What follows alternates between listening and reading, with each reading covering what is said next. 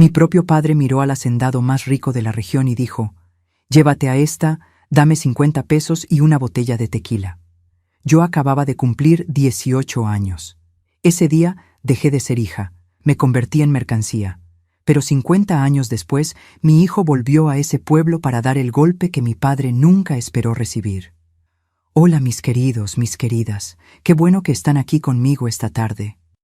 Déjenme presentarme bien para ustedes, porque me gusta conversar mirando a los ojos, aunque sea a través de esta pantallita.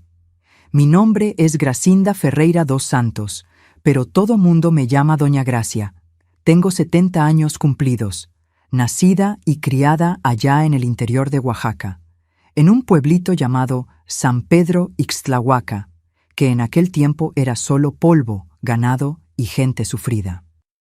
Hoy vivo aquí en Puebla, en una casa grande que yo misma construí con el sudor de mi trabajo y la fuerza que Dios me dio.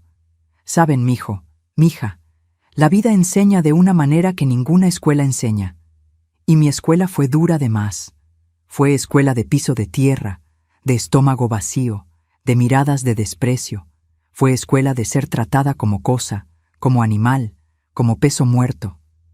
Vine aquí hoy a contarles una historia que guardé en el pecho por décadas. Una historia que comienza con una niña pobre del interior de Oaxaca y termina con una señora de 70 años que aprendió que la mayor venganza contra quien nos humilla es vivir bien, prosperar y jamás dejar que la amargura envenene el corazón. Pero antes de continuar, mis queridos, quisiera hacerles un pedido especial a ustedes que me están viendo ahora. Cuéntenme aquí en los comentarios de qué pueblito me están acompañando y a qué hora del día encontraron este video. ¿Están tomando su cafecito de la mañana, descansando después de comer o ya es nochecita allá donde están? Leo todos los comentarios, cada uno de ellos. Y me pone tan feliz saber de dónde son y cuándo se dan un tiempecito para escuchar las historias de esta abuelita. Cuéntenme, mi cielo. Vamos a crear una cadena de cariño entre nosotros. Si pueden también darle ese like al video y suscribirse al canal Memorias de las Abuelas, ayuda muchísimo a esta abuelita a seguir contando estas historias que necesitan ser escuchadas. Activen la campanita para no perderse ningún video nuevo. ¿Está bien? Ahora, mis queridos, preparen el corazón, porque la historia que voy a contar hoy es pesada.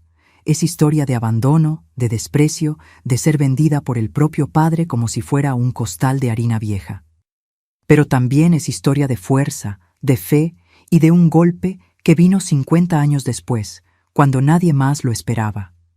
Vengan conmigo que voy a empezar allá desde el inicio, allá en mi infancia, cuando la vida todavía tenía un restito de inocencia.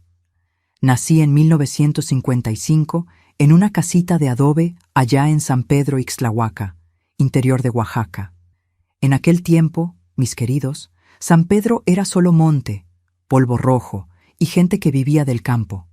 No había pavimento, no había luz eléctrica, no había agua entubada.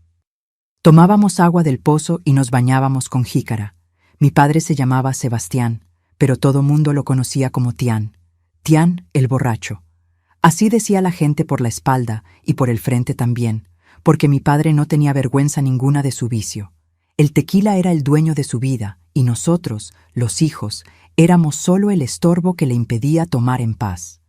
Mi madre, pobrecita, se llamaba Benita, mujer flaca, encorvada antes de tiempo, con las manos siempre agrietadas de tanto lavar ropa en el río. Tuvo 10 hijos con mi padre.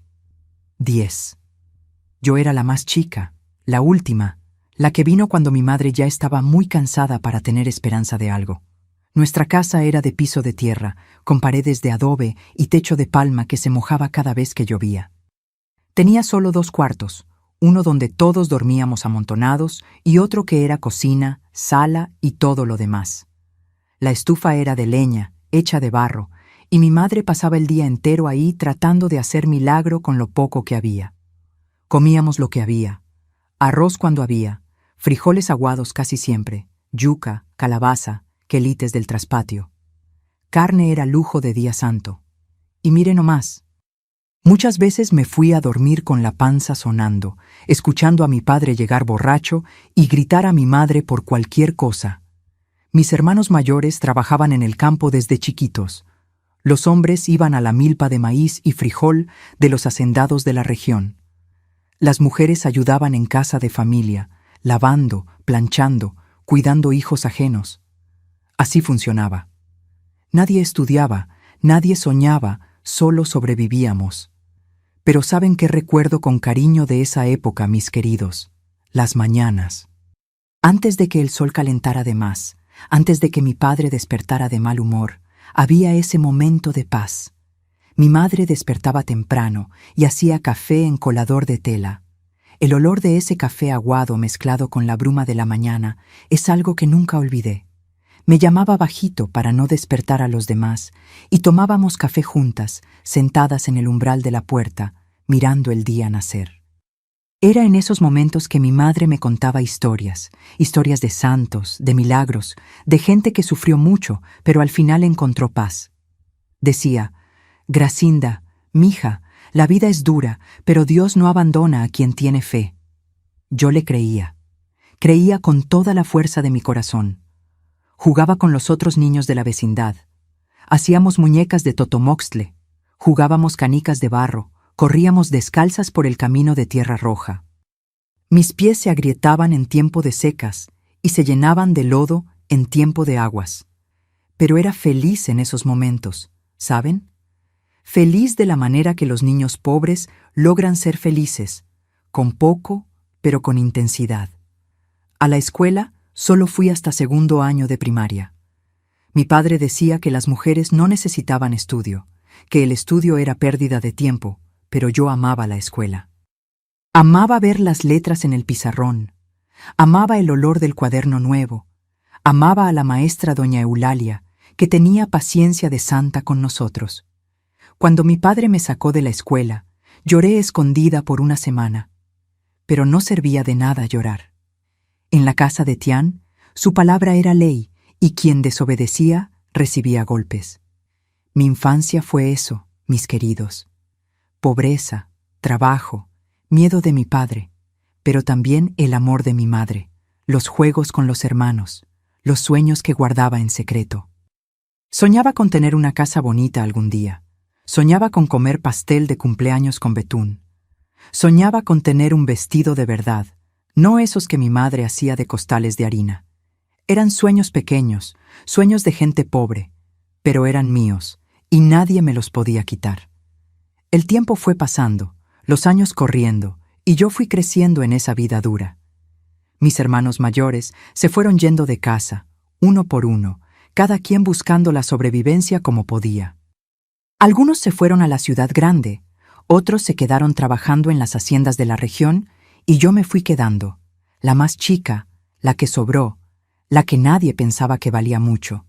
Pero la vida, mis queridos, tiene de esas sorpresas. Cuando menos lo esperamos, lo cambia todo. Y fue cuando cumplí 18 años que mi vida cambió de una manera que jamás podría imaginar. Los años de mi adolescencia, mis queridos, fueron años de transición. Dejé de ser niña y me hice señorita, pero en esa casa miserable, eso no significaba mucho, significaba más trabajo, más responsabilidad, más peso en las espaldas. Cuando tenía unos 15, 16 años, mi madre ya estaba muy enferma. Años de trabajo pesado, de comer mal, de sufrir callada los maltratos de mi padre habían cobrado su precio. Tosía mucho, tenía dolores en el cuerpo, pero nunca dejaba de trabajar. Mujer pobre no tiene ese lujo de estar enferma. Yo asumí buena parte de las tareas de la casa. Despertaba antes del sol para traer agua del pozo, barría el patio, cuidaba las gallinas flacas que teníamos, ayudaba a hacer comida. Mi vida era trabajo del amanecer al anochecer, pero ¿saben qué me mantenía viva en esa época? Los sueños, mis queridos. Los sueños que guardaba en el fondo del pecho. Soñaba con irme a la ciudad grande, con aprender un oficio, con tener una vida diferente. Miraba el horizonte, donde el sol se ponía detrás de los cerros, e imaginaba qué había del otro lado. ¿Habría gente feliz allá? ¿Habría gente que comiera todos los días, que durmiera en cama de verdad, que no tuviera miedo del propio padre? Tuve un noviecito en esa época, ¿sabían? un muchacho llamado Osvaldo, hijo de un ranchero vecino. Era tímido, trabajador, y a veces pasaba frente a nuestra casa solo para verme. Intercambiábamos miradas, sonrisas escondidas. Me dio un listón azul una vez, dijo que era para que me lo amarrara en el pelo. Guardé ese listón como si fuera un tesoro, pero mi padre se enteró. No sé cómo, tal vez algún vecino chismoso le contó. Hizo un escándalo. Dijo que su hija no iba a andar de conversadita con nadie, que tenía que trabajar y dejar de tonterías. Osvaldo nunca más apareció. Creo que mi padre lo amenazó a él o a su familia. Nunca supe bien, y así fue mi adolescencia. Trabajo, privación y sueños ahogados. Cuando cumplí 18 años, en 1973, mi madre ya había fallecido. Se fue un día de lluvia, acostada en esa cama de petate, agarrándome la mano. Sus últimas palabras fueron: Gracinda, sal de esta casa, vete lejos, construye una vida diferente. Prometí que lo haría, pero no fue tan fácil. Con mi madre muerta, mi padre se puso aún más insoportable. Tomaba más, gritaba más, nos trataba peor. De los 10 hijos, solo quedábamos yo y 2 hermanos menores en casa. Los otros ya se habían huido de ese infierno. En esa época, mis queridos, había una tienda en el centro de San Pedro Ixtlahuaca. Era el punto de encuentro de los hombres de la región. Iban allá a tomar, a platicar, a hacer negocios de ganado, de tierra, de todo. Mi padre vivía en esa tienda, gastaba lo poco que teníamos en tequila y juego. Una tarde de sol caliente, mi padre me mandó ir con él a la tienda. Dijo que necesitaba ayuda para cargar unas cosas. Obedecí porque no tenía opción. No se le cuestionaba a Tian. Llegando allá, la tienda estaba llena. Estaba el dueño, don Seferino, detrás del mostrador, limpiando vasos con un trapo mugroso. Había unos hombres jugando baraja en la esquina, fumando cigarros de hoja y escupiendo en el piso. El aire era pesado, olía a sudor, a humo y a tequila viejo. Moscas zumbaban alrededor de una bandeja de piloncillo en el mostrador y había sentado en una mesa separada, tomando café en una taza de porcelana fina que desentonaba con ese lugar miserable, el coronel Adalberto. El coronel Adalberto era el hacendado más rico de la región, dueño de tierras que iban hasta donde alcanzaba la vista, de ganado que no se podía contar, de una casa grande que parecía palacio para gente pobre como nosotros. Todo mundo le tenía miedo y respeto. Era conocido por ser duro, severo, pero también por ser hombre de palabra. Usaba sombrero de cuero, botas de montar y tenía un bigote grueso que se alisaba cuando estaba pensando. Sus ojos eran fríos, calculadores, ojos de quien evalúa todo y a todos como si fueran mercancía. Mi padre tomó un trago, 2, 3. Don Seferino se fue poniendo impaciente, mirando el reloj de pared que apenas funcionaba. En cierto momento, golpeó el trapo en el mostrador y dijo: Tian, tu crédito se acabó hace tiempo. Paga lo que debes o vete. No soy banco de borrachos. Los hombres de la baraja se rieron bajito. Mi padre se puso rojo de rabia y de vergüenza. Miró alrededor, buscando una salida, buscando a alguien que le prestara dinero, buscando cualquier cosa. Ahí sus ojos se detuvieron en mí. Vi esa mirada, mis queridos, y sentí un frío en la espalda que nunca había sentido antes. No era mirada de padre a hija, era mirada de quien evalúa una mercancía. Era la misma mirada que daba a las gallinas antes de venderlas en el tianguis. Era la mirada de quien calcula precio. Se volteó al coronel Adalberto y dijo para que todo mundo oyera: «Coronel, ¿no quiere llevarse a esta muchacha para trabajar en la casa grande? Sabe hacer de todo. Lava, cocina, limpia, cuida animales. Me da 50 pesos por ella y una botella de tequila y se la lleva». El silencio que cayó en esa tienda, mis queridos, nunca lo voy a olvidar. Fue un silencio pesado, sofocante, como si todo el aire hubiera sido succionado del lugar. Todo mundo dejó lo que estaba haciendo. Las cartas de la baraja quedaron suspendidas en el aire. Don Seferino se quedó boquiabierto, con el trapo colgando de la mano. Hasta las moscas parecieron dejar de zumbar. Y yo me quedé ahí parada, con 18 años recién cumplidos, escuchando a mi propio padre ofrecerme como si fuera un costal de provisiones viejo, un animal de carga, una cosa sin alma y sin valor. El coronel Adalberto me miró de arriba a abajo. Miró despacio, sin prisa, con esa manera fría que tenía. Evaluó mis manos, mis brazos, mi postura.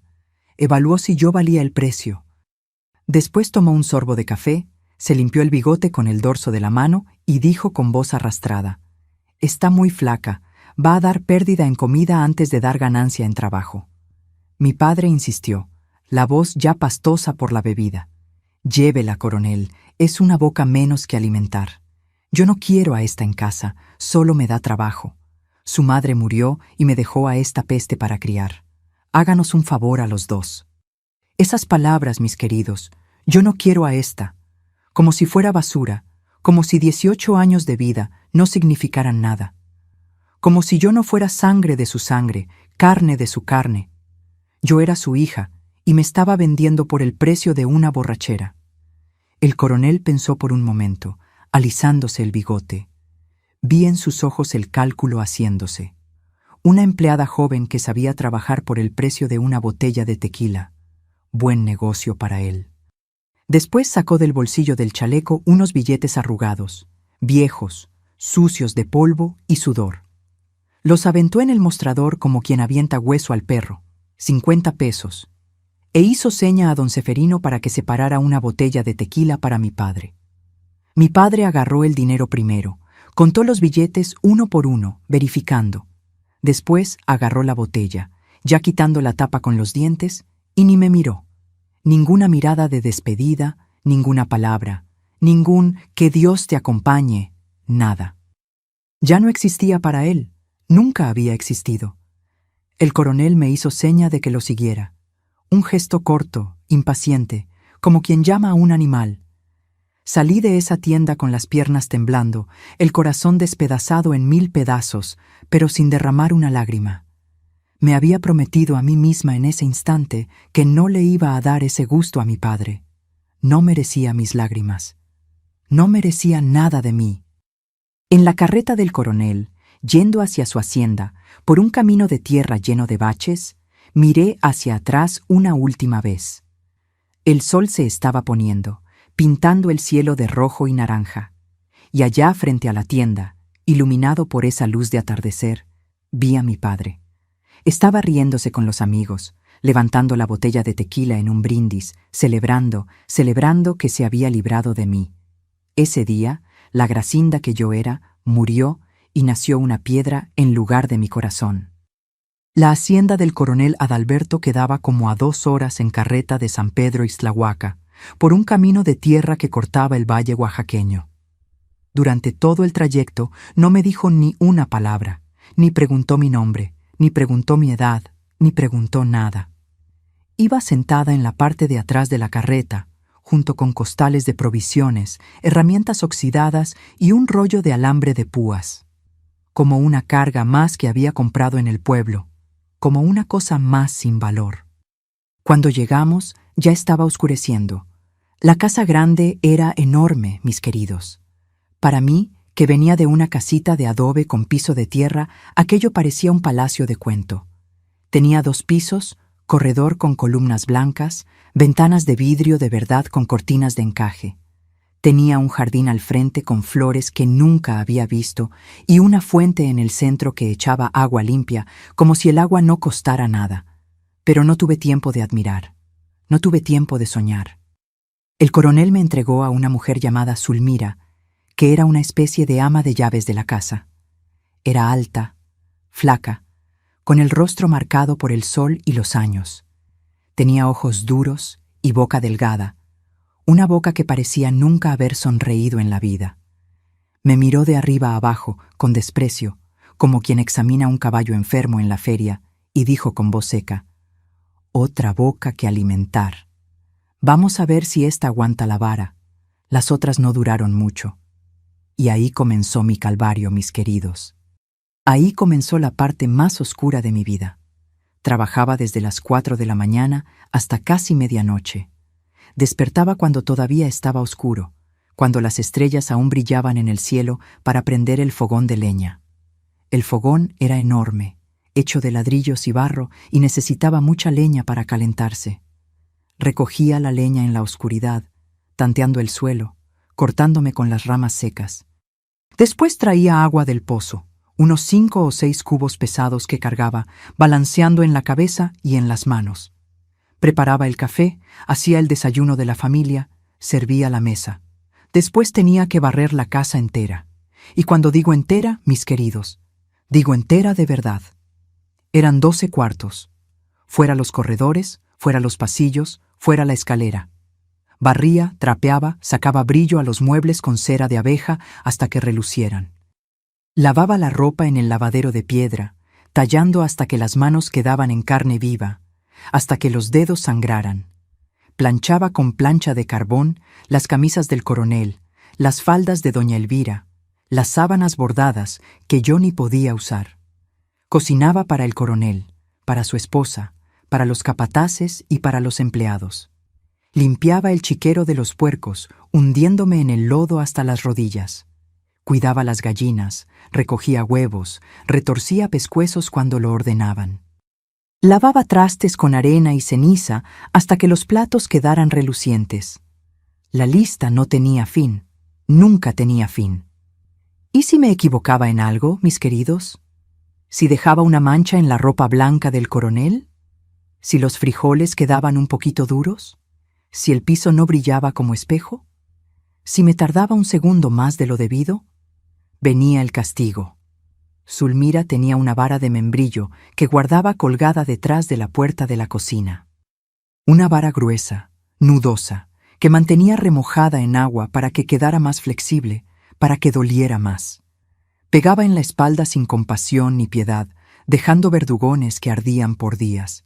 Y pegaba en silencio, sin gritar, sin insultar, solo el ruido de la vara cortando el aire y pegando en la carne.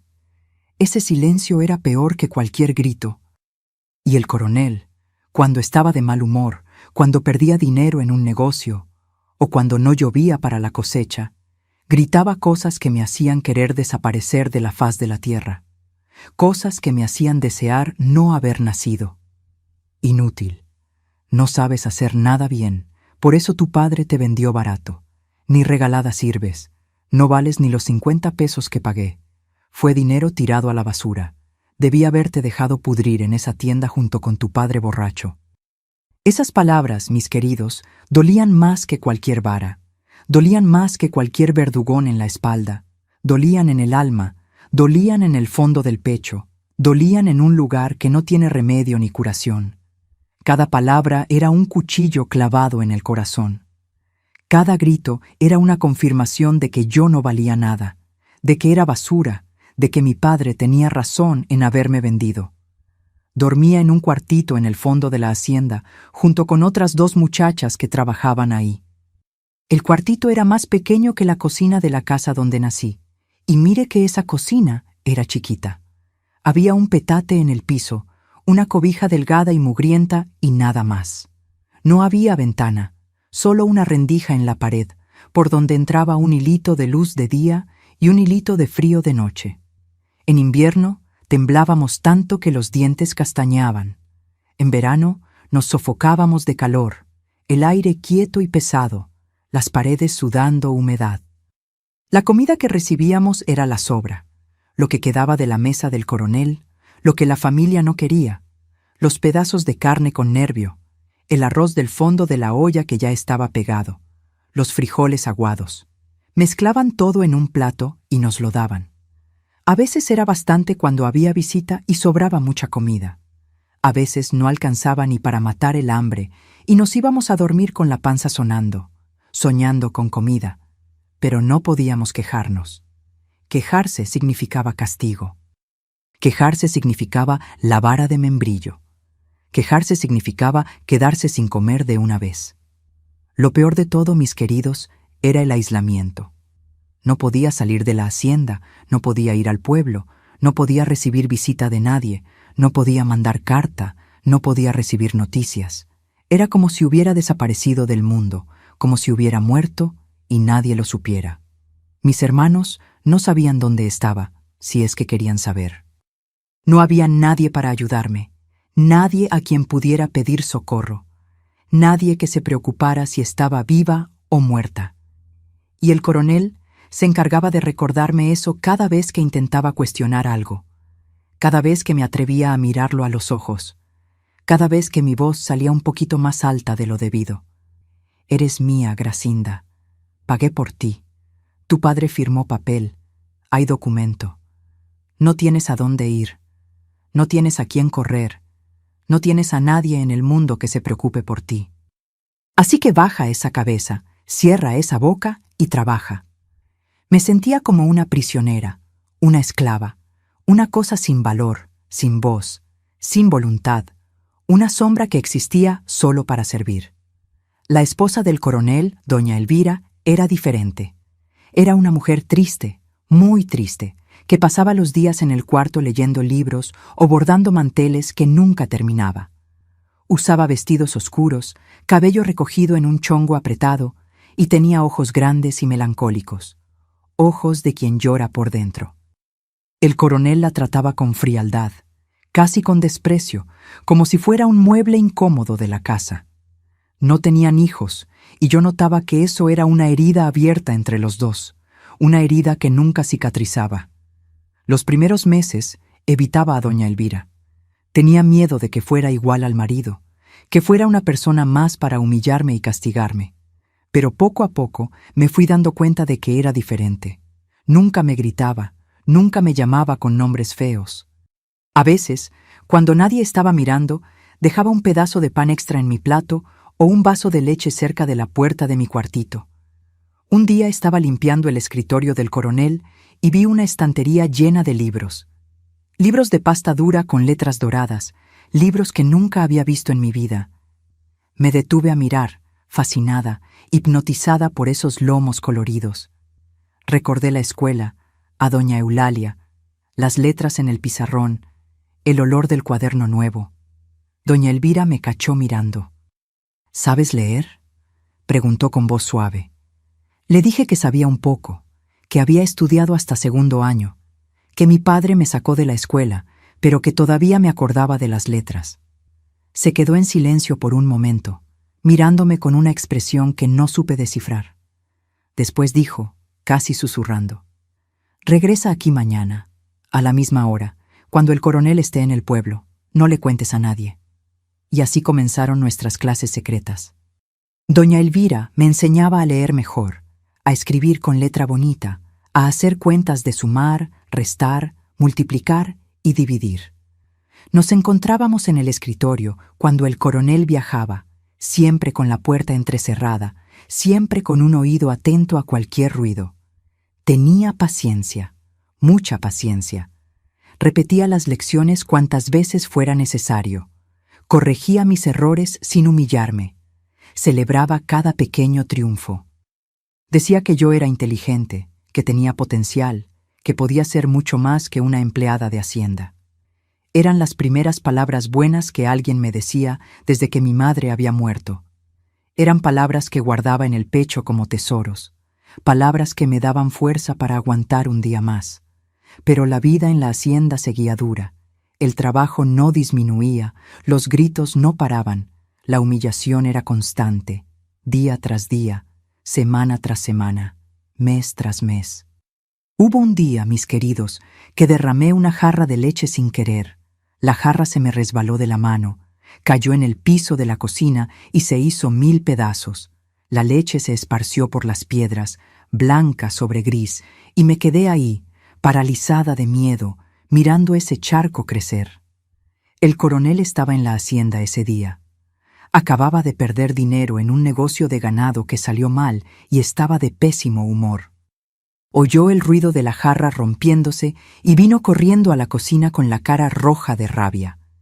Vino hacia mí, gritando, escupiendo saliva, las venas del cuello saltadas. Me llamó de todo. Dijo que era inútil, que no servía, burra como una mula. Dijo que no servía para nada, que era un peso muerto, que debió haberme dejado pudrir en esa tienda junto con mi padre borracho. Dijo que era igualita a Tian, que tenía la misma sangre mala, que no iba a dar nada en la vida. Me quedé con la cabeza gacha, aguantando. No contesté, no lloré, no reaccioné. Me quedé ahí inmóvil, dejando que las palabras me pegaran como piedras. Pero por dentro, mis queridos, me estaba muriendo. Cada palabra era una puñalada. Cada grito era un pedazo de mí que moría. Esa noche, acostada en mi petate, mirando el techo agrietado del cuartito, lloré hasta no tener más lágrimas. Lloré en silencio para no despertar a las otras muchachas, ahogando los sollozos en la cobija delgada. Me pregunté si esa iba a ser mi vida para siempre, si iba a morir ahí trabajando como esclava, sin conocer nunca nada más allá de esas paredes, sin sentir nunca el sabor de la libertad. Pero ahí me acordé de mi madre, me acordé de su rostro, de su sonrisa cansada, de sus manos agrietadas agarrando las mías. Me acordé de sus palabras, las últimas palabras que me dijo antes de morir. Sal de esta casa, vete lejos, construye una vida diferente. Y supe en ese momento que tenía que encontrar una manera de salir de ahí, costara lo que costara. Los años fueron pasando en la hacienda del coronel Adalberto. El tiempo ahí parecía arrastrarse, cada día igual al anterior, cada semana igual a la otra, en una repetición infinita de trabajo, cansancio y humillación. Ya tenía unos 20 y pico de años cuando sucedió el episodio que lo cambió todo, el episodio que me hizo finalmente actuar. Durante ese tiempo, doña Elvira se había vuelto mi única amiga en ese lugar, mi única luz en esa oscuridad. En las horas robadas, cuando el coronel estaba fuera negociando ganado o visitando otras haciendas, me enseñaba cada vez más. Ya leía con fluidez, escribía cartas con letra bonita, hacía cuentas de cabeza más rápido que muchos hombres por ahí. Me prestaba libros escondidos, novelas que leía a la luz de vela en mi cuartito, viajando a mundos que nunca iba a conocer. Decía que yo era la hija que nunca tuvo, y yo sentía que era la madre que había perdido. Teníamos ese cariño silencioso, ese amor que no necesitaba palabras, ese entendimiento que solo quien sufre junto puede tener. Pero el coronel sospechaba algo. Notaba que yo estaba diferente, más segura, menos acobardada. Notaba que ya no bajaba la cabeza tan rápido, que mis ojos tenían un brillo que no tenían antes, y eso lo irritaba profundamente. Quería quebrarme, verme arrastrándome, verme destruida, y yo me estaba negando a quebrarme. Una noche de lluvia fuerte, de esas lluvias de fin del mundo que caen en el valle oaxaqueño, el coronel llegó a casa borracho. Eso era raro, porque se creía muy superior para emborracharse como los peones, como mi padre. Despreciaba a los borrachos, los llamaba débiles, sinvergüenzas, pero esa noche había tomado mucho. Yo estaba en la cocina terminando de lavar los trastes de la cena. La lluvia pegaba en el techo con fuerza, los truenos estremecían las paredes, los relámpagos iluminaban la ventana. Estaba sola. Las otras muchachas ya se habían ido a dormir. El agua de la llave corría sobre los platos y yo tallaba mecánicamente, pensando en la vida, pensando en escape, pensando en libertad. Oí sus pasos antes de verlo, pasos pesados, torpes, de quien está tambaleando. Apareció en la puerta de la cocina, apoyado en el marco, con los ojos rojos e inyectados, el aliento agrio de tequila llegando hasta mí del otro lado del cuarto. Comenzó a gritarme por una tontería. Un vaso, un maldito vaso que, según él, tenía una mancha que probablemente ni existía, que era solo la invención de su cabeza borracha. Agarró el vaso, lo alzó contra la luz del quinqué, señaló una marca invisible. ¿Esto, desgraciada, esto es trabajo? ¿Esto está limpio? Intenté explicar, mis queridos, intenté decir que el vaso estaba limpio, que lo había tallado bien, que tal vez era un reflejo de la luz, pero no quería escuchar. Mientras más hablaba, más se enfurecía. Su voz fue subiendo, los gritos se fueron haciendo más fuertes que la lluvia allá afuera, que los truenos en el cielo. Ahí dijo algo que me quebró por dentro, algo que atravesó todas mis defensas, todas las paredes que había construido alrededor de mi corazón. Eres igualita a tu padre, una inútil, una peste, un estorbo. Tu padre hizo muy bien en librarse de ti. Si yo hubiera sabido que me ibas a dar tanto trabajo, tanto problema, tanto dolor de cabeza, te hubiera dejado pudrir en esa tienda apestosa. No vales nada, Gracinda. Nada. Nunca valiste y nunca vas a valer. Eres basura, eres estiércol. Eres menos que los puercos del chiquero, porque por lo menos los puercos dan ganancia. No sé qué me pasó en ese momento, mis queridos. Después de años tragando humillación, de años bajando la cabeza, de años llorando en silencio, algo dentro de mí se rompió. Pero no fue algo que se rompió y me dejó más débil. Fue algo que se rompió y me dejó más fuerte. Fue como si una cadena que me aprisionaba finalmente se reventara. Tiré el trapo de cocina en el piso. El ruido al caer pareció hacer eco en la cocina. La lluvia seguía cayendo allá afuera. Los truenos seguían retumbando. Pero dentro de esa cocina el tiempo se detuvo. Lo miré a los ojos. Por primera vez en mi vida, miré a los ojos del coronel Adalberto sin bajar la cabeza.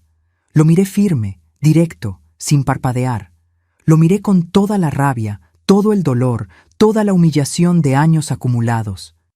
Y dije con una voz que ni reconocí como mía, una voz firme y clara que cortó el aire como una navaja. Usted me compró, coronel. Compró mi cuerpo, compró mi trabajo, pero no compró mi alma. Mi alma todavía es mía. Y un día, coronel, un día voy a salir de aquí. Voy a salir por la puerta del frente con la cabeza en alto. Y usted va a ver que la muchacha que trató como basura, que humilló y despreció, vale más que todas sus tierras, todo su ganado, toda su hacienda miserable. El silencio que siguió fue más aterrador que cualquier grito. Fue un silencio pesado, cargado, lleno de electricidad. La lluvia allá afuera pareció disminuir, como si hasta la naturaleza estuviera esperando lo que iba a pasar. El coronel se puso rojo. Primero rojo de sorpresa, después rojo de rabia. Una rabia que nunca había visto en el rostro de nadie. Una rabia que transformó sus facciones en algo monstruoso. Levantó la mano, el puño cerrado, listo para pegarme, para tumbarme, para hacerme tragar cada palabra que había dicho. Pero en ese momento, mis queridos, doña Elvira apareció en la puerta de la cocina. Debió haber oído los gritos. Debió haber bajado del cuarto para ver qué pasaba. Gritó su nombre, un grito agudo y desesperado. «Adalberto, no». Se detuvo en el aire con la mano levantada, el puño temblando de rabia contenida. Se quedó así por un largo momento, mirándome con odio, respirando pesado. Después bajó la mano lentamente y salió de la cocina sin decir nada más. Sus pasos se alejaron por el pasillo, pesados y arrastrados. Doña Elvira vino hacia mí, me abrazó fuerte, susurró en mi oído: «Fuiste muy valiente, pero ahora va a ser peor. No va a perdonar». Y tenía razón. A partir de ese día, todo empeoró. El coronel empezó a vigilarme constantemente, a perseguirme con los ojos por toda la hacienda, a seguirme como una sombra maligna. Duplicó mi trabajo, triplicó mis tareas, me despertaba más temprano, me dejaba dormir más tarde. Prohibió que doña Elvira me hablara, la amenazó, la hizo llorar. Quería quebrarme, quería destruirme, quería hacerme volver a ser esa muchacha de cabeza gacha, esa criatura sumisa y silenciosa que había comprado por 50 pesos. Quería demostrar que era más fuerte, que era el dueño, que yo no era nada. Me sacaron de la casa grande y me mandaron al corral para trabajar con el ganado. Era trabajo de hombre, pesado, sucio, peligroso. Tenía que limpiar el corral, cargar bultos de forraje, ayudar en el cuidado de los animales. Llegaba al final del día, cubierta de lodo de la cabeza a los pies, con las manos en carne viva de tanto jalar cuerda y cargar peso, el cuerpo doliéndome en lugares que ni sabía que existían. Y por la noche, sola en ese cuartito sofocante y oscuro, acostada en el petate, con el cuerpo todo adolorido, planeaba mi escape. Doña Elvira, aunque no podía hablarme abiertamente, aunque estaba bajo la vigilancia constante del marido, encontraba maneras de ayudarme. Dejaba comida extra escondida cerca del pozo, debajo de una piedra grande que solo yo sabía cuál era. Pedazos de pan, rebanadas de queso, frutas que sacaba de su propia mesa. Dejaba notitas con palabras de aliento, dobladas bien chiquitas, escondidas en lugares que habíamos acordado. «Aguanta firme», decía una nota. «Ten fe», decía otra. «Vas a lograrlo», decía otra más. Y en una de esas notas, en un papel amarillento que debió haber arrancado de uno de sus libros, escribió algo que cambió mi vida. «Gracinda, guardé dinero para ti. Está en una lata de galletas debajo de la tercera tabla de mi ropero. Cuando tengas oportunidad, tómalo y vete. No mires atrás. Mereces una vida mejor. Mereces ser libre». Leí esa nota tantas veces que me la aprendí de memoria, cada palabra, cada curva de cada letra. Era mi oportunidad, mi esperanza, mi luz al final del túnel. Pero ¿cómo ejecutar el plan? El coronel vigilaba todo, controlaba todo, sabía todo. Los empleados tenían órdenes de observarme, de seguirme, de reportar cada paso mío. Los capataces me vigilaban, los peones cuchicheaban. Era prácticamente una prisionera, rodeada por muros invisibles de miedo y control. Una noche de luna llena, acostada en el petate, mirando el techo agrietado, tuve un sueño tan vívido que parecía real. Soñé con mi madre. Estaba sonriendo, vestida de blanco puro como un ángel, con el cabello suelto que nunca usaba en vida. Estaba hermosa, joven, sin las arrugas de sufrimiento, sin las manos agrietadas. Se acercó a mí y dijo con esa voz dulce que nunca había olvidado: «Ve, mija, no tengas miedo, estoy contigo, siempre estuve». Desperté con el corazón latiendo fuerte, tan fuerte que parecía que iba a salirse por la boca. El sudor corría por mi rostro, mis manos temblaban, pero no tenía miedo, tenía certeza. Una certeza que venía de algún lugar más allá de mí. Supe que había llegado la hora. El plan era arriesgado, peligroso. Si me cachaban, no sabía qué iba a pasar. El coronel era capaz de todo, pero prefería morir intentando ser libre que vivir un día más como esclava. Prefería arriesgarlo todo que no arriesgar nada. Iba a esperar una noche en que el coronel viajara al pueblo vecino. Iba de vez en cuando a hacer negocio de ganado, a visitar otros hacendados, a resolver cosas en el registro. Se quedaba fuera 1 o 2 días. Era mi ventana de oportunidad. Esa noche me iba a escabullir hasta la casa grande, subir al cuarto de doña Elvira, tomar el dinero de la lata de galletas y escapar por el camino de tierra que llevaba fuera de la hacienda. Iba a caminar toda la noche, lo más lejos posible, hasta llegar a algún lugar donde nadie me conociera, donde nadie supiera quién era. La oportunidad llegó 3 semanas después. El coronel iba a pasar 2 días fuera negociando la compra de un toro reproductor en una hacienda del otro lado del estado. Era un viaje largo, una ausencia garantizada. Zulmira, que normalmente me vigilaba como perro guardián, estaba enferma, en cama con fiebre alta y escalofríos. Era ahora o nunca. En la madrugada, cuando todos dormían, salí de mi cuartito. Estaba descalza para no hacer ruido. El corazón latía tan fuerte que tenía miedo de que alguien lo oyera. La luna estaba llena, enorme y amarilla, iluminando el camino como un quinqué en el cielo. Caminaba de puntitas, evitando las ramas secas, evitando las hojas secas, evitando cualquier cosa que pudiera hacer ruido. Los perros de la hacienda me conocían, no ladraron. Los caballos en el establo relincharon bajito, pero nadie despertó. Llegué a la casa grande. La puerta de atrás estaba entrecerrada, exactamente como doña Elvira había prometido en una de las notas. Sabía. Había planeado conmigo, aunque no podía hablarme, aunque no podía verme. Me estaba esperando. Entré a la casa, atravesé la cocina en la oscuridad, subí la escalera pisando los escalones que no rechinaban. Fui hasta su cuarto. Estaba despierta, sentada en la cama, esperándome. Cuando me vio en la puerta, sus ojos se llenaron de lágrimas, pero eran lágrimas de alegría, no de tristeza. No dijimos nada, no hacía falta. Las palabras serían poco para todo lo que sentíamos.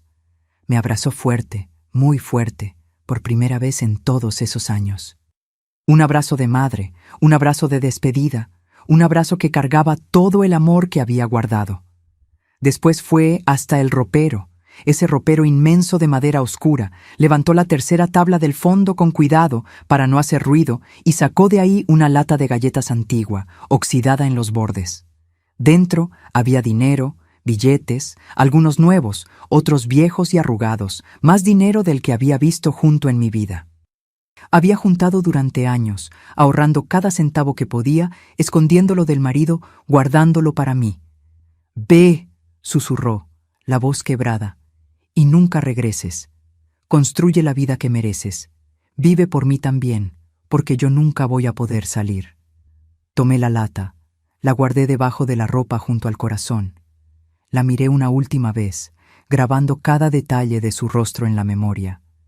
Después salí, atravesé el patio bañado de luz de luna, pasé por el corral donde había sufrido tanto. Llegué a la cerca que marcaba el límite de la hacienda. Del otro lado, comenzaba el camino de tierra que llevaba lejos, a la libertad, a una vida nueva. Miré hacia atrás una última vez. La casa grande estaba silenciosa, durmiendo en la luz de la luna. La hacienda entera parecía en paz, ajena a lo que estaba pasando. Ese lugar que había sido mi prisión por años. Después salté la cerca y empecé a correr. Corrí como nunca había corrido en mi vida. Corrí con el viento en la cara, con la luna iluminándome, con la libertad llamándome. Corrí esa noche hasta que mis piernas no aguantaron más. Corrí por el camino de tierra, por el monte, por veredas que ni sabía a dónde iban a dar. Corrí con miedo de oír caballos detrás de mí, de oír gritos, de oír a los capataces del coronel llamándome. Corrí con el corazón en la boca y la lata de dinero apretada contra el pecho, pero nadie vino. Cuando el sol empezó a salir, pintando el cielo de naranja y rosa, estaba lejos, muy lejos. Mis pies estaban en carne viva, cortados de piedras y espinas, sangrando en el polvo del camino. Mi ropa estaba rasgada de las ramas, sucia de tierra y sudor. Tenía sed, hambre, un cansancio que parecía meterse en los huesos, pero estaba libre. Por primera vez en años, mis queridos, estaba libre. Caminé unas horas más, tambaleándome de agotamiento, hasta llegar a un pueblito que nunca había oído mencionar. Después supe que era Tlaxiaco, ya casi en la región central de Oaxaca, bien lejos de San Pedro Ixtlahuaca y de la hacienda maldita del coronel. Había una iglesita blanca con torre de campana, unas casas sencillas de teja de barro, una tiendita en la plaza donde unos hombres tomaban café. Entré a la iglesia, no sé bien por qué. Tal vez porque mi madre siempre decía que la casa de Dios era refugio de todo sufrido, cobijo de todo perdido. Tal vez porque necesitaba un lugar para descansar, un lugar seguro, un lugar donde nadie me iba a buscar. Me senté en una banca allá al fondo, en la penumbra fresca, y lloré. Lloré todo lo que estaba guardado desde que mi padre me vendió en esa tienda. Lloré por mi madre, que murió muy temprano, por el padre que me cambió por tequila, por los años de esclavitud en la hacienda, por el miedo, por el dolor, por la soledad. Lloré de alivio por haber logrado escapar, de miedo de lo que venía adelante, de nostalgia por doña Elvira, que probablemente nunca más iba a ver. Una monja me encontró ahí llorando. Se llamaba Hermana Consolación. Era una mujer de mediana edad, con rostro bondadoso y ojos mansos, vestida de hábito negro y blanco. Se sentó a mi lado, en la banca de la iglesia. No dijo nada, solo se quedó ahí presente, esperando. Cuando logré dejar de llorar, cuando los sollozos fueron disminuyendo, preguntó con voz suave: «¿Qué pasó, mija?» Y conté todo. Por primera vez en mi vida, conté mi historia entera a alguien que escuchó de verdad, que no juzgó, que no interrumpió, que solo se quedó ahí agarrándome la mano mientras las palabras salían como una presa que revienta. La hermana Consolación me llevó al convento, me dio comida caliente, ropa limpia, un lugar para dormir en una cama de verdad con sábana y almohada. Dormí por casi un día entero, el cuerpo finalmente descansando después de años de agotamiento. Y en los días siguientes me ayudó a planear mi nueva vida. Con el dinero que doña Elvira me había dado, tenía suficiente para empezar de nuevo. No era una fortuna, pero era más de lo que jamás había tenido en las manos. La hermana Consolación conocía una familia en Puebla que necesitaba ayuda en la cocina de una pensión. Escribió una carta de recomendación para mí con letra bonita y palabras bondadosas. Una semana después estaba en Puebla. Puebla, mis queridos, fue mi salvación. Era una ciudad más grande, movida, llena de gente que iba y venía. Tenía calles empedradas, tiendas de puerta abierta, plazas con árboles frondosos. Nadie me conocía ahí, nadie sabía de dónde venía. Nadie sabía que había sido vendida por mi propio padre y había escapado de una hacienda en medio de la noche. Empecé trabajando en la pensión de doña Odilia. Era una viuda de unos 60 años, cabellos blancos recogidos en chongo, delantal siempre amarrado a la cintura. Administraba la pensión sola desde que el marido había muerto y necesitaba ayuda en la cocina. El trabajo era duro, pero diferente. Despertaba temprano, preparaba el café de los huéspedes, cocinaba la comida y la cena, lavaba los trastes, limpiaba la cocina, pero recibía salario. Cada mes dinero en mi mano, dinero que era mío, que había ganado con mi trabajo, que nadie me podía quitar. Tenía día libre los domingos. Podía salir a la calle, ir a misa, pasear por la plaza. Era tratada como gente, como persona, no como animal de carga. Trabajaba y ahorraba cada centavo. No gastaba en nada que no fuera absolutamente esencial. Mi meta era juntar dinero para tener mi propio negocio algún día, para nunca más depender de nadie, para nunca más ser propiedad de nadie. Y seguí estudiando de noche, después del trabajo, cuando la cocina ya estaba limpia y los huéspedes ya estaban dormidos. Iba a una escuela de alfabetización de adultos que había en la ciudad. Quedaba en una iglesita en el centro y era gratis para quien quisiera aprender. Terminé la primaria, hice la secundaria, aprendí todo lo que pude. Los maestros decían que era la alumna más dedicada que habían visto, que tenía una sed de conocimiento que parecía infinita. Los años fueron pasando. Fui subiendo en la vida poco a poco, escalón por escalón, piedra por piedra. A los 25 años, ya era la responsable de la cocina de la pensión. Doña Odilia confiaba en mí como en una hija. Me enseñó a administrar el negocio, a tratar con proveedores, a controlar gastos, a tratar bien a los clientes.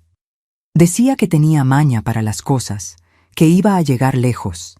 A los 30 años, cuando doña Odilia decidió retirarse e irse a vivir con la hija a la Ciudad de México, me vendió la pensión a un precio justo, un precio que podía pagar. Se empeñó en parcelar en mensualidades que pudiera pagar sin apretarme. Yo, Gracinda, la muchacha que había sido vendida por 50 pesos y una botella de tequila, ahora era dueña de mi propio negocio, pero no me detuve ahí.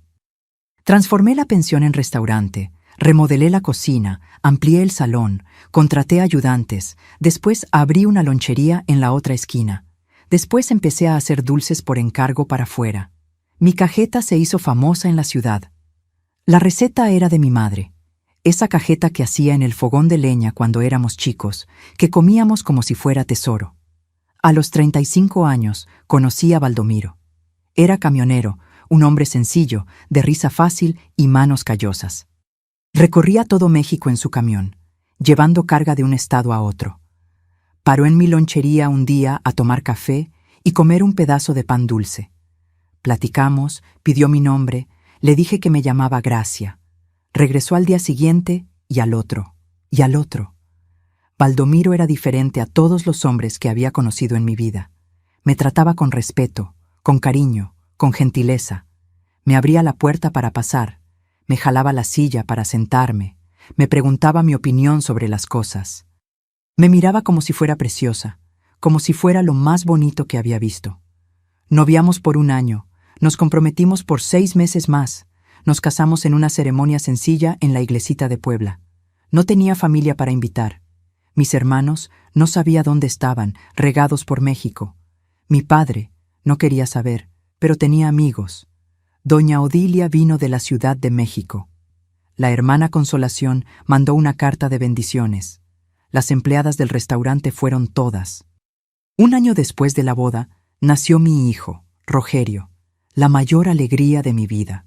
Cuando cargué a ese bebé en los brazos por primera vez, mis queridos, cuando miré esa carita arrugada y roja, esas manitas minúsculas, hice una promesa.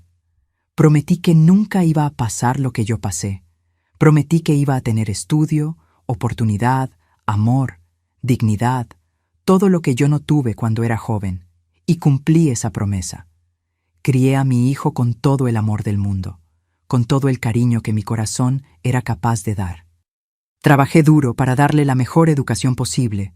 Estudió en las mejores escuelas de Puebla, hizo preparatoria, pasó el examen, hizo Universidad de Derecho en la Ciudad de México, se recibió de abogado, puso su despacho propio, se volvió un hombre de respeto. Mi negocio fue creciendo junto con él. La lonchería se volvió restaurante, el restaurante se volvió 2, los dulces se volvieron una fábrica. Fui invirtiendo, expandiendo, construyendo, compré terreno, construí edificio, contraté empleados y nunca más hablé de mi padre. Para mí, Tian había muerto ese día en la tienda cuando me cambió por tequila. Borré su nombre de mi memoria, borré su rostro, borré su existencia. Seguí adelante como si nunca hubiera existido. Pero la vida, mis queridos, tiene de esas vueltas que uno no espera. Y 50 años después de ese día en la tienda, el pasado tocó a mi puerta de una manera que jamás podría imaginar. Hoy, mis queridos, tengo 70 años y una vida que jamás imaginé que sería posible. Vivo aquí en Puebla, en la misma ciudad que me acogió cuando era una muchacha fugitiva con una lata de dinero escondida debajo de la ropa. Pero ahora tengo una casa bonita, cómoda, con jardín al frente y patio atrás. Tengo fotos de la familia en cada pared, recuerdos de viajes que hice, regalos de los nietos regados por los rincones. Mi fábrica de dulces emplea a 12 empleadas, mujeres que, como yo fui un día, necesitaban una oportunidad en la vida. Me empeño en contratar gente que pasó dificultad, que sabe lo que es luchar para sobrevivir, que conoce el sabor amargo de la pobreza. Producimos cajeta, cocada, palanqueta, ate, mazapán, todo hecho con esmero, con recetas que fui perfeccionando a lo largo de décadas. Mi hijo Rogerio se volvió un abogado respetado en la Ciudad de México. Tiene despacho propio, clientes importantes, nombre en la plaza. Se casó con una buena muchacha, Denise, maestra de historia, mujer de temple y corazón grande. Me dieron 2 nietos lindos, Pedro de 12 años, que es igualito al padre y le encanta el fútbol, y la Isabela de 8, toda delicadita, y sueña con ser veterinaria. Esos 2 son la luz de mis ojos, la alegría de mi vejez. Mi marido, Baldomiro, se fue hace 5 años. Su corazón, cansado de tantos caminos, no aguantó. Durmió una noche y no despertó más. El dolor que sentí fue el más grande de mi vida, más grande que cualquier dolor que había sentido antes. Pero aprendí a seguir adelante, porque era lo que él hubiera querido. Siempre decía, Gracia, si yo me voy primero, tú sigues. Sigues viviendo, trabajando, sonriendo, no pares la vida por la muerte. Mi rutina hoy es sencilla. Despierto temprano por costumbre de toda una vida de trabajo. Hago mi café en colador de tela, igual que mi madre hacía allá en San Pedro Ixtlahuaca hace más de 60 años. Voy a la fábrica, superviso la producción, platico con las muchachas, pruebo los dulces para ver si están en su punto. Me gusta meter mano de vez en cuando, sentir el olor de la leche hirviendo, ver los dulces tomándose forma en las cazuelas de cobre. Por la tarde participo en un grupo de bordado en la iglesia del barrio. Nos reunimos todas las semanas para bordar manteles, trapos de cocina, ajuares. Después donamos todo para familias necesitadas, para guarderías, para asilos. Es mi manera de retribuir, de devolver al mundo un poquito de lo que recibí. De noche, me gusta quedarme en el corredor, meciéndome en la mecedora que era de Baldomiro, mirando el cielo oscurecer. Pienso en mi madre, que debe estar allá arriba sonriéndome. Pienso en doña Elvira, que me salvó y que nunca más vi. Pienso en todo el camino que recorrí, en todas las piedras que tuve que quitar de mi trayecto. Y a veces, solo a veces, pienso en mi padre. No con rabia, ya no más. La rabia se fue hace tiempo, lavada por las lágrimas, disuelta por 12 años, que es igualito al padre y le encanta el fútbol, y la Isabela de 8, toda delicadita y sueña con ser veterinaria. Esos dos son la luz de mis ojos, la alegría de mi vejez. Mi marido, Baldomiro, se fue hace 5 años. Su corazón, cansado de tantos caminos, no aguantó. Durmió una noche y no despertó más. El dolor que sentí fue el más grande de mi vida, más grande que cualquier dolor que había sentido antes. Pero aprendí a seguir adelante, porque era lo que él hubiera querido. Siempre decía, Gracia, si yo me voy primero, tú sigues. Sigues viviendo, trabajando, sonriendo, no pares la vida por la muerte. Mi rutina hoy es sencilla. Despierto temprano por costumbre de toda una vida de trabajo. Hago mi café en colador de tela, igual que mi madre hacía allá en San Pedro Ixtlahuaca hace más de 60 años. Voy a la fábrica, superviso la producción, platico con las muchachas, pruebo los dulces para ver si están en su punto. Me gusta meter mano de vez en cuando, sentir el olor de la leche hirviendo, ver los dulces tomándose forma en las cazuelas de cobre. Por la tarde participo en un grupo de bordado en la iglesia del barrio. Nos reunimos todas las semanas para bordar manteles, trapos de cocina, ajuares. Después donamos todo para familias necesitadas, para guarderías, para asilos. Es mi manera de retribuir, de devolver al mundo un poquito de lo que recibí. De noche, me gusta quedarme en el corredor, meciéndome en la mecedora que era de Baldomiro, mirando el cielo oscurecer. Pienso en mi madre, que debe estar allá arriba sonriéndome. Pienso en doña Elvira, que me salvó y que nunca más vi. Pienso en todo el camino que recorrí, en todas las piedras que tuve que quitar de mi trayecto. Y a veces, solo a veces, pienso en mi padre. No con rabia, ya no más. La rabia se fue hace tiempo, lavada por las lágrimas, disuelta por los años. Entendí que cargar rabia es como tomar veneno esperando que el otro se muera. Tian ya estaba envenenado por su tequila. Yo no necesitaba envenenarme también. Supe por mis hermanos que fui reencontrando a lo largo de los años, uno por uno, que mi padre murió hace poco. Murió solo en un cuartito, cayéndose a pedazos, viejito y olvidado, en el mismo pueblo donde me vendió. Murió pobre, abandonado, sin nadie para agarrarle la mano, sin nadie para llorar en el velorio. Yo no fui al velorio. Mis pies no caminan hacia atrás. Como dije al inicio de esta historia, lo que pasó, pasó, lo que murió, murió. Pero mi hijo fue. Y lo que pasó en ese velorio, mis queridos, es la parte final de esta historia. La parte que guardé para contar al último, porque es la parte que muestra que la vida tiene una forma extraña de ajustar cuentas. Mi hijo Rogerio, el abogado exitoso que crié con todo el amor de mi corazón, fue hasta San Pedro Ixtlahuaca el día del entierro de mi padre.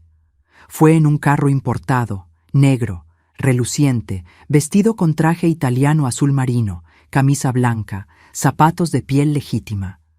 Un hombre de respeto, un hombre exitoso, un hombre del que cualquier padre estaría orgulloso. Entró al cementerito pobre de San Pedro Ixtlahuaca, ese cementerio de piso de tierra con cruces de madera chuecas. Mis hermanos estaban ahí, viejos, cansados, mal vestidos, todavía esperando ver si Tian había dejado algo de dinero escondido en el colchón, alguna herencia para repartir. Ilusión de quien no conocía al viejo. Tian nunca dejó nada para nadie, solo deudas y vergüenza. Rogerio caminó por el cementerio, pasando por las tumbas rasas hasta llegar donde estaba el cajón de mi padre. Un cajón sencillo, de madera barata, mal acabado. Había unas 4 o 5 personas alrededor, gente que yo no conocía, curiosos que habían venido a ver el entierro del viejo borracho. Mi hijo se quedó mirando el cuerpo de mi padre por un largo momento. El cuerpo de un hombre que nunca había conocido, el cuerpo del abuelo, que nunca quiso ser abuelo. Después se volteó hacia toda la gente que estaba ahí y dijo con voz firme y clara, para que todo mundo oyera: «Usted no me conoció. Soy nieto de la muchacha que vendió por 50 pesos y una botella de tequila allá en 1973, en esa tienda que quedaba en la plaza. Mi madre, Gracinda, esa que usted llamó peso muerto y estorbo, hoy es dueña de una fábrica, de inmuebles, de una vida que usted nunca imaginó que ella pudiera tener. Ella venció, ella prosperó, se volvió reina de una familia de la que usted no mereció ser parte». Mis hermanos casi se desmayaron. Los curiosos abrieron los ojos como platos. El silencio que cayó en ese cementerio fue igual al silencio que cayó en esa tienda 50 años antes.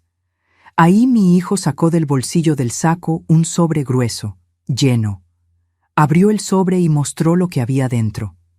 Billetes de 200 pesos, muchos, un fajo gordo de dinero. Aventó el sobre entero dentro del cajón, encima del cuerpo de mi padre. «Aquí están los 50 pesos corregidos con intereses de 50 años», dijo. «Mi madre mandó decir que la deuda está pagada. Usted pensó que se estaba librando de una boca, que estaba vendiendo un estorbo, pero usted tiró a la basura a la reina de nuestra familia. Quédese con el cambio para el infierno». Después dio la vuelta y se fue, sin mirar atrás, sin dudar, con la cabeza en alto, de la misma manera que yo salí de esa hacienda 50 años antes. Mi padre fue enterrado con el dinero que tanto amaba, pero sin el perdón de la hija que vendió.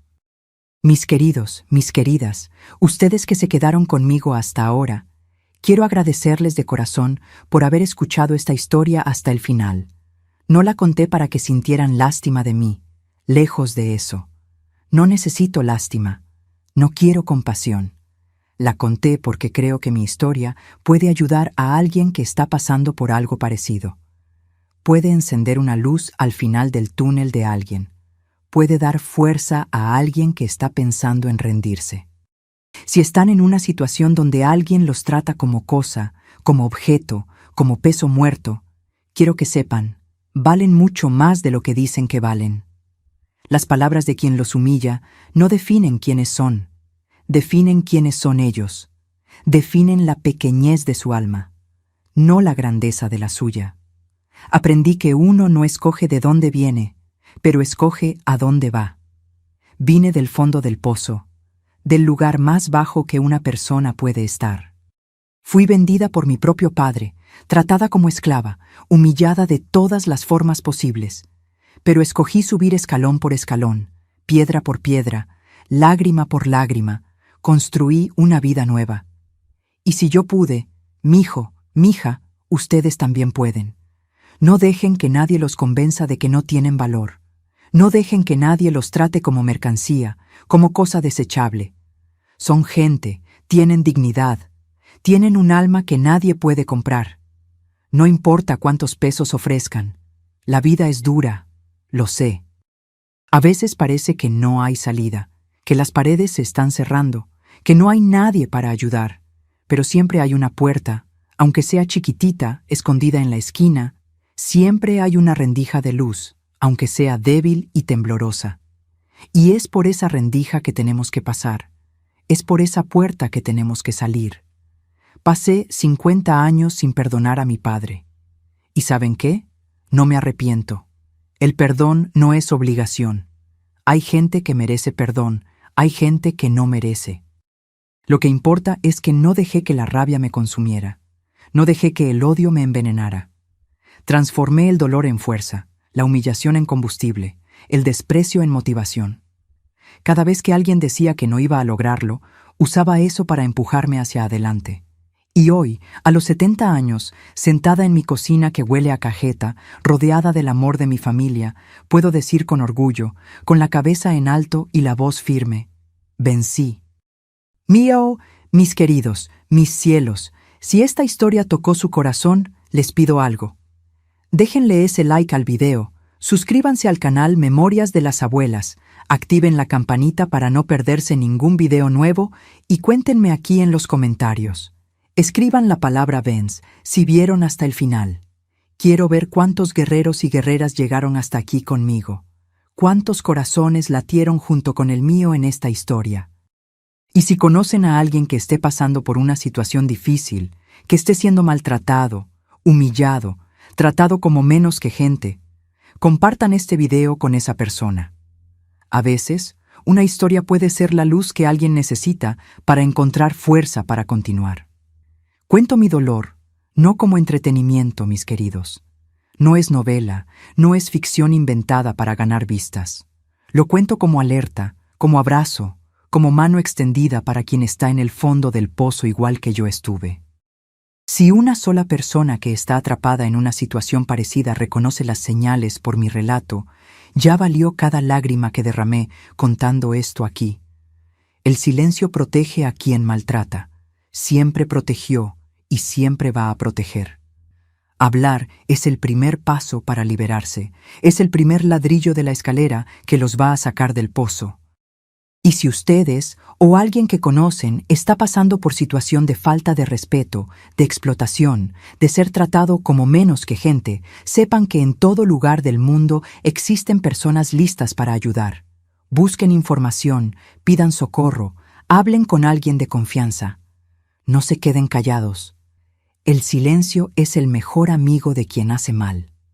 La dignidad y el respeto son valores que todo ser humano merece. No importa de dónde vinieron, no importa cuánto dinero tienen en la bolsa, no importa lo que los demás dicen, todos merecen ser tratados como gente.